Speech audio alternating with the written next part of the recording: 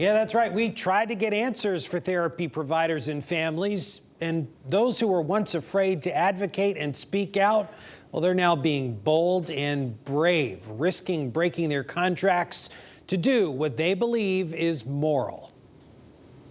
Do kids deserve better? Absolutely. They deserve everything that we can give them, because ultimately in the long run, it will benefit everyone. Occupational therapists like Alicia Ford say a rate cap will force families to bear more burdens. If you had the CEO of Anthem in front of you, what would you say to him? I'd love to see some data points. In search of that data transparency and accountability, we went to Anthem's headquarters in Wallingford to speak with their president about policy and rate changes that have impacted thousands of therapy providers, kids with special needs, and their families. I'm Matt. I'm with Fox 61 News. We're here to ask your president some questions. The head of security told us the president was in meetings. You're here in the Anthem building. Yep. You don't know how to get in touch with the president. You don't have the president's card. We have a policy, and we have to abide by that policy at all costs. As a company, Anthem brought in over $171 billion in revenue in 2023. Their CEO was paid over $20 million in 2022. And antitrust laws effectively gag providers from advocating. Telling Fox 61 any provider disclosure would be considered breach. Why did you feel that it was important for you to speak out on this issue? I think to me it's an issue of morality.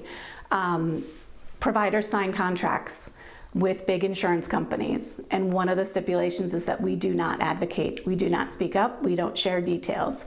We uphold our end of the bargain.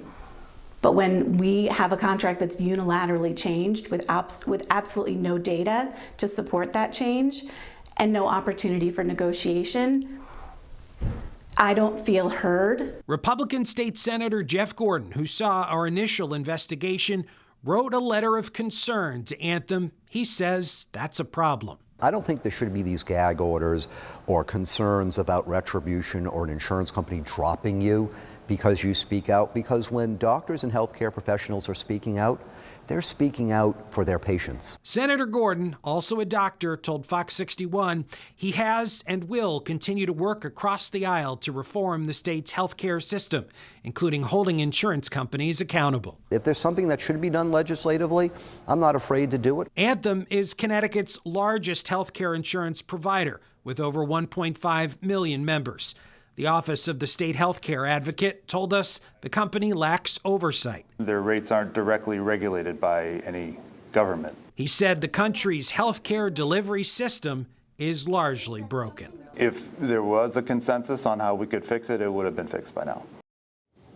And our investigation also uncovered that not all therapy providers are given a level playing field. Providers who are attached to big hospital conglomerates, well, they usually can negotiate rates directly with Anthem, while smaller providers are just told what the rate is going to be.